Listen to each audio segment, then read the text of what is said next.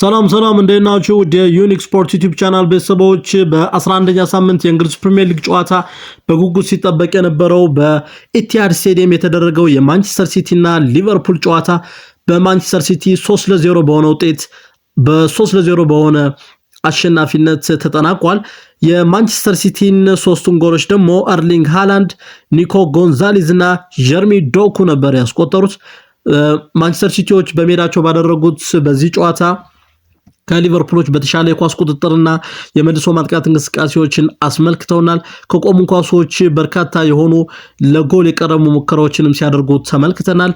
1000ኛ ጊዜውን ጨዋታቸውን ያደረጉት አሰልጣኝ ፔፕ ጋርዲዮላ ክለቦችን እንግዲህ በአሰልጣኝነት እየመሩ ያደረጉት 1000ኛ ጨዋታ ነበር የትናንት ምሽቱ ጨዋታ።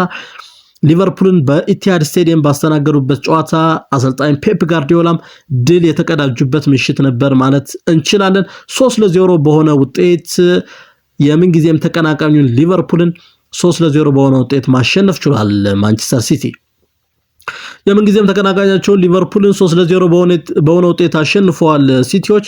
በጨዋታው አርሊንግ ሃላንድ ፍጹም ቅጣት ምት ስቷል። በሊቨርፑል በኩል ደግሞ ቨርጂል ቫን ዳይክ ያስቆጠራት የሄዲንግ ጎል ከጨዋታ ውጭ ተብላለች ማለት ነው። በቫር ታይቶ ከጨዋታ ውጭ እንቅስቃሴ እንደነበር ታይቶ እንግዲህ ጎሉ ተሰርዟል። እንዲሁም ደግሞ ገና ጨዋታው እንደተጀመረ ነበር እንግዲህ አርሊንግ ሃላንድ ፍጹም ቅጣት ምት ጀርሚ ዶኩ ላይ የሊቨርፑል ግብ ጠባቂ በሰራው ስህተት እንግዲህ ፍጹም ቅጣት ምት ማንቸስተር ሲቲዎች አግኝተው ነበር። ነገር ግን አርሊንግ ሃላንድ ወደ ጎል መቀየር አልቻለም። የሊቨርፑሉ ግብ ጠባቂ አግዶበታል ማለት ነው። ማንቸስተር ሲቲ ጨዋታውን ማሸነፉ ተከትሎ ሁለተኛ ደረጃ ላይ ለመቀመጥ ችሏል። ከመሪው አርሰናል ጋር ያለውን የነጥብ ልዩነት ወደ 4 ዝቅ ማድረግ ችሏል። ሊቨርፑል በ18 ነጥብ 8ኛ ደረጃ ላይ ለመቀመጥ ተገዷል ማለት ነው። የትናንቱን ሽንፈት ተከትሎ ሊቨርፑል በ18 ነጥብ 8ኛ ደረጃ ላይ ለመቀመጥ ተገዷል። በአንጻሩ ማንቸስተር ሲቲ የደረጃውን በማሻሻል ሁለተኛ ደረጃ ላይ ተቀምጧል። ከመሪው አርሰናል ጋር ያለውንም የነጥብ ልዩነት ወደ 4 ዝቅ ማድረግ የቻለበትን 11ኛ ሳምንት የእንግሊዝ ፕሪሚየር ሊግ ጨዋታ ነበር ትናንት ያደረገው። ከኢንተርናሽናል ብሬክ በፊት የመጨረሻው ጨዋታ ነው እንግዲህ የትናንቱ ጨዋታ ለሊቨርፑል ጥሩ ጊዜ ላይ የመጣ ይመስላል ይህ ኢንተርናሽናል ብሬክ። ምክንያቱም አሰልጣኝ አርነ ስሎት ቡድናቸውን ጠለቅ ብለው የሚመለከቱበት፣ ሰከን ባለ መንገድ ጉድለታቸውን የሚሞሉበት፣ ሰከን ባለ መንገድ ክፍተታቸውን የሚፈትሹበት ጊዜ እንደሚሆን ይጠበቃል አሰልጣኝ አርነ ስሎት። ምክንያቱም ሊቨርፑሎች የ2025/26 የውድድር ዓመትን ከጀመሩ ወዲህ ተደጋጋሚ የሚባሉ ሽንፈቶችን አስተናግደዋል።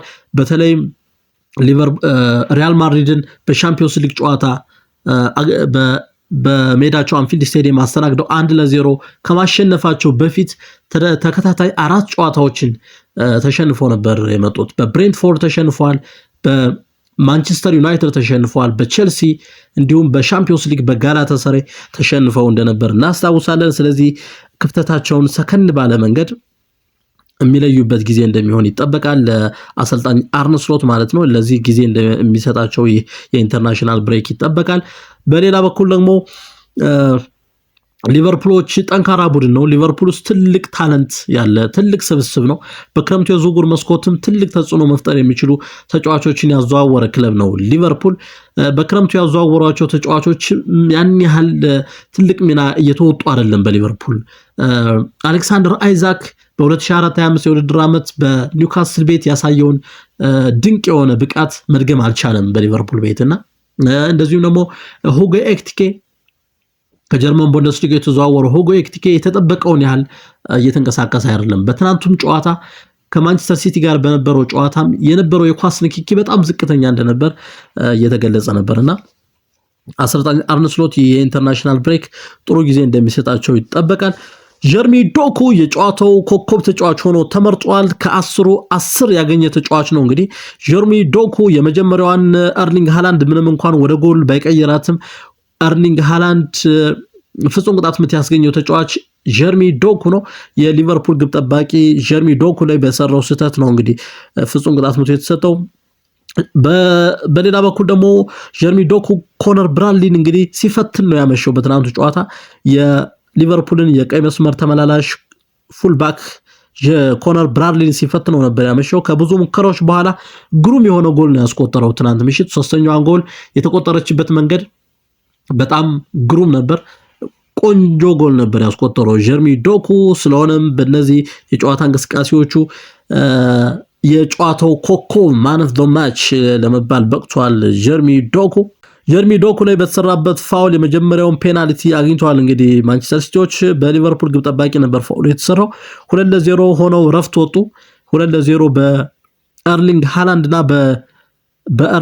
እና በኒኮ ጎንዛሌዝ ሁለት ጎሎች ማንቸስተር ሲቲ ሊቨርፑልን 2-0 እየመሩ ነበር ረፍት የወጡት። ከረፍት መልስ ደግሞ ሶስተኛዋን ጎል ጀርሚ ዶኩ በማስቆጠር በድምር ውጤት 3-0 በሆነ ውጤት ማንቸስተር ሲቲ ሊቨርፑልን በማሸነፍ የ11ኛ ሳምንት የእንግሊዝ ፕሪሚየር ሊግ ጨዋታውን ያሸነፈበትን ጊዜ ነው ያሳለፈው ማለት ነው። ሌሎች ጨዋታዎችን ለመመልከት ያክል በ11ኛ ሳምንት የእንግሊዝ ፕሪሚየር ሊግ ጨዋታ የተደረጉ ጨዋታዎች ቶትናም ሆትስፐርስ በሜዳው ማንቸስተር ዩናይትድን አስተናግደው 2-2 ተለያይተዋል። ቅዳሜ የተደረጉ ጨዋታዎች ናቸው እነዚህ።